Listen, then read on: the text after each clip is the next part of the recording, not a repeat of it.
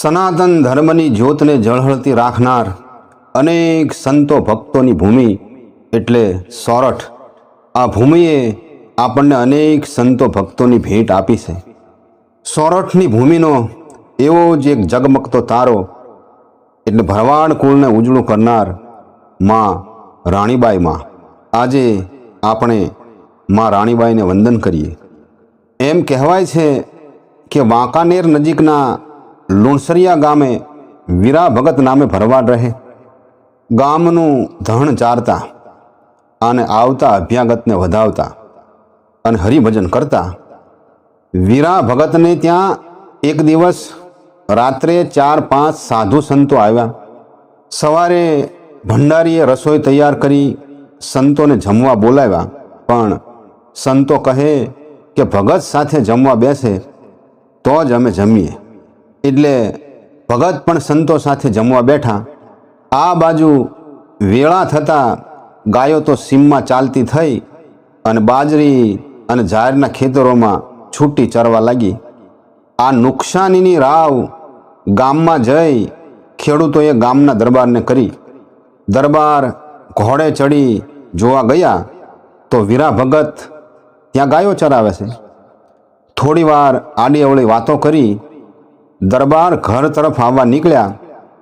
ત્યાં તો માર્ગમાં વીરા ભગત હામા મળ્યા. દરબારને આશ્ચર્ય થયું કે અહીં વીરો ભગત ક્યાંથી? તો સીમમાં ગાયો ચરાવતો હતો એ કોણ? વીરા ભગતે વિસ્તારથી વાત કરી કે ઘેર સંતો સાથે જમવા રોકાયો હતો એટલે થોડું મોડું થયું. દરબારને ખાતરી થઈ ગઈ કે ભગવાને આવીને વીરા ભગતની ગાયો ચારી. અને વીરા ભગતે તે જ દિવસથી ઠાકરના ભરોહે જીવનની નાવડી મૂકી. ધણ ચારવાનું પડતું મૂકી ને લુણસરિયા મૂકીને કેરાળા ગામે રહેવા ગયા. ત્યાં દરબારે સાધુ સંતો અને આવતા અભ્યાગતને જમાડવાની સગવડ માટે 4 હાથીની જમીન અને 4 કોહની વાડી અર્પણ કરી. અને વીરા ભગતે ઠાકર મંદિર બંધાવી ધર્મના ધ્વજની સ્થાપના કરી. પિતા વીરા ભગત અને માતા પૂંજીબાઈને ત્યાં વિક્રમ સંવંત 1800માં માં રાણીબાઈનો જન્મ થયો. પિતાના સંસ્કારો નાનપણમાં જ માં રાણીબાઈમાં ઉતર્યા. માં રાણીબાઈના લગ્ન તો નાનપણથી જ થયેલા, પણ તેઓ સાસરે ગયા નહીં. તેમના પતિ પણ જગ્યામાં આવીને રહ્યા અને ઠાકરની ભક્તિ કરતા. વીરા ભગત હરિપદને પામ્યા પછી જગ્યાની દેખરેખ માં રાણીબાઈ અને માં રૂડીબાઈ કરતા. કારણ વીરા ભગતને સંતાનમાં 2 દીકરીઓ જ હતા. જગ્યામાં ઠાકરની મેર વધતા અનાજ, નાણાં અને સંખ્યાબંધ ગાયો આવવા લાગી. દરરોજ કોઈ પણ જાતના ભેદભાવ રાખ્યા વગર સેંકડો માણસો હરિહરનો પ્રસાદ લેતા. ટુકડો ત્યાં હરિ ઢુકડો. માનવ સેવા એ જ પ્રભુ સેવા. માં રાણીબાઈની ઉંમર લગભગ 20 વર્ષની હશે ત્યારે રઘુનાથજીના મંદિરમાં મહંત કોને બનાવવા એમાં કંઈક મનદુખ થયા. ત્યારે દીવાને માં રાણીબાઈને કંઈક આકરા વેણ કીધા. ત્યારે માં રાણીબાઈ બોલ્યા કે ઠાકર તારું મોં ફેરવે. તો ખરેખર દીવાનનું મોઢું ફરી ગયું. ત્યારે સૌએ માં રાણીબાઈની માફી માગી. ત્યારબાદ કેરાળામાં નવા રાજા અને નવા દીવાન આવ્યા. તેમણે ગાયો ચરવાના વીડ ઉપર રાજનો કર નાખ્યો. માં રાણીબાઈએ દીવાનને કહેવરાયું કે ઠાકરની ગાયોના દૂધ ઘી અમે વેચતા નથી. સાધુ સંત અને આવતા અભ્યાગતોને જમાડીએ છીએ. આજ સુધીમાં કોઈ દિવસ કર લીધો નથી. પણ દીવાન માન્યા નહીં અને કર ભરવો જ પડશે એમ કીધું. એટલે માં રાણીબાઈએ તમામ ગાયો અને ઘર વખરીને ત્યાં જ મૂકી માત્ર ઠાકરને સાથે રાખી રાજકોટ ગયા. ત્યાં ઠાકોરે 2 હાથીની જમીન, વાડીઓ અને ગાયોના ચરાણ માટે વીડીઓ આપી અને ભક્તોએ ગાયો આપી. અને અહીં જગ્યા ત્યાં કરતાં પણ હવાઈ જામી ગઈ. આ બાજુ નવા રાજ સાહેબને પસ્તાવો થતાં મા રાણીબાઈને તેડવા ગયા ત્યારે મા રાણીબાઈએ પોતાના મોટા બહેન મા રૂડીબાઈને કેરાળા મોકલ્યા. મા રાણીબાઈએ સંવંત 1858માં પોતાના પિતા વીરા ભગતની પાછળ લુણસરિયામાં મોટો મેળો કર્યો, જેમાં 1000 મણ ઘીના પકવાન બનાવ્યા અને સમગ્ર સોરઠના સંતો, ભક્તો, મહંતો અને સાધુઓને નિમંત્રણ મોકલ્યા અને ધાર્યા કરતાં માણસો વધી ગયા. પાણીની તંગી વર્તાવા લાગી. તે રાત્રે પાળિયાદના વિસામણ પીરે આવીને કીધું કે પાણીની તંગી કાલે રહેશે. મા મચ્છુના નીરે દગો દીધો. મા રાણીબાઈ બોલ્યા કે આપા, તમારી જેવા સૌ સંતો ભક્તો આવ્યા હોય ત્યાં વળી નીર ખૂટાની વાત હોય? ઠાકર પોતાનાની પત રાખશે. માલધારીની લાજ રાખવાવાળો સમર્થ છે. અને વગર વરસાદે નદીમાં પૂર આવ્યા. મેળામાં જય જયકાર થયો. રાજકોટ મંદિર બાંધવાનો વિચાર કરતા હતા. અત્યાર સુધી તો નકલંગની પ્રતિમાને પૂજતા હતા.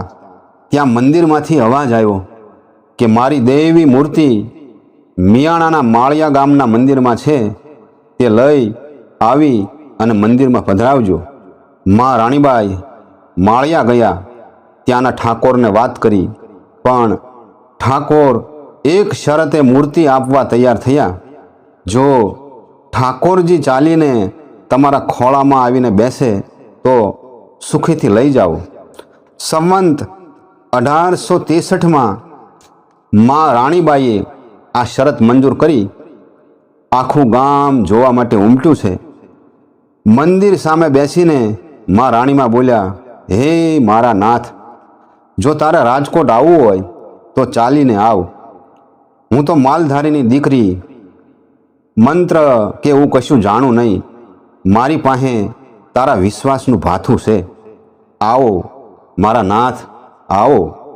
માનવ મહેરામણ એક નજરે બધું જોતા હતા અને બધાના આશ્ચર્યની વચ્ચે મૂર્તિ ચાલીને મા રાણીબાઈના ખોળામાં આવીને ભગવાન બેસી ગયા. ત્યાંથી ગામો ગામ પધરામણી કરતાં કરતાં રાજકોટ આવ્યા. આજે એ જ ઠાકરની પ્રતિમા રાજકોટ મંદિરમાં બિરાજે છે. મા, આવતીકાલે દેવળનો પાયો નાખવાનું મુહૂર્ત છે. તમારી શી આજ્ઞા છે? મા રાણીબાઈના મોટા દીકરા રામ ભગતે પૂછ્યું. રામ, ઠાકરને દેવળમાં બેહવું હશે તો જો બાપ સામે ઊભેલા લીમડાની દક્ષિણ તરફની ડાળ આ એક જ રાતમાં મીઠી થઈ જાય તો પાયો નાખજો, નહીતર નહીં. સવારે રાજકોટના ઠાકોર સાહેબ, મહાજનો, બ્રાહ્મણો, નગરજનો બધા આવ્યા. રામ ભગતે મા રાણીબાઈની આજ્ઞા સૌને સંભળાવી.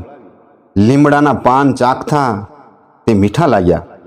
આજે આ લીમડો દેવાલયની સામે અડીખમ ઊભો છે. આમ મા રાણીબાઈમાં એક વખત જસદણ દરબારના દીકરાની અસાધ્ય બીમારી પણ મટાડેલી. એક બ્રાહ્મણના દીકરાને પણ જીવતદાન આપેલું. એક દિવસ દીકરા રામ ભગતે કહ્યું કે ખંભાળિયાથી મોરાર સાહેબની કંકોત્રી આવી છે. શાની કંકોત્રી છે બેટા રામ? મા રાણીબાઈએ પૂછ્યું. માં, જામ સાહેબ સવરા મંડપ કરે છે, તેમાં તમામ સંતો ભક્તો આવે છે. તમે રજા આપો તો અમે જઈએ. માએ રજા આપી. જાઓ બાપ, મહાત્માઓના દર્શન ક્યાંથી? પણ માં, કંકોત્રીની નીચે લખ્યું છે કે વિચારીને આવજો. અહીંયા તો લોઢાના ચણા ચાવવા જેવી વાતો છે. લખે બાપા, પણ ઠાકરનું નામ લઈને જાઓ. પણ માં, આ તો મેણું કહેવાય. તો ઠાકરનું નામ લઈને ખાઈ જવાના. ભરોસો હોય તો ધણી લોઢાના ચણાનું પકવાન બનાવે. માતાની રજા લઈ બંને ભાઈઓ ખંભાળિયા ગયા.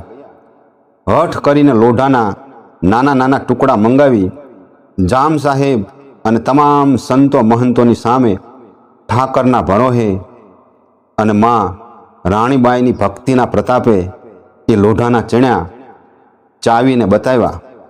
સૌરાષ્ટ્રના સંતો ભક્તો, લાલજી મહારાજ, વીરપુરના જલારામ બાપા અનેક વાર મા રાણીબાઈ પાસે આવી અને ભજન સત્સંગ કરતા. આજે પણ રાજકોટમાં નકલંગની જગ્યામાં સદાવ્રત ચાલે છે. મા રાણીબાઈની આજ્ઞા પ્રમાણે કોઈ પાસે જગ્યાના નામે કંઈ માગવું નહીં. ઠાકરના દ્વારે આવી કોઈ કાંઈ ધરે તે જ લેવું. આજે પણ જગ્યામાં મા રાણીબાઈની આજ્ઞાથી એ જ રીતે ચાલે છે. આમ અનેક પરચાઓ પૂરી, હજારો ભૂખ્યોને અન્ન અને ઉઘાડાને વસ્ત્ર આપી સંમત 1903ની સાલમાં મા રાણીબાઈમાં ભગવાનમાં ભળી ગયા. સનાતન ધર્મની ધજા ફરકતી રાખનાર મા રાણીબાઈમાં, રૂડીબાઈમાં અને વીરા ભગતને આજે આપણે વંદન કરીએ.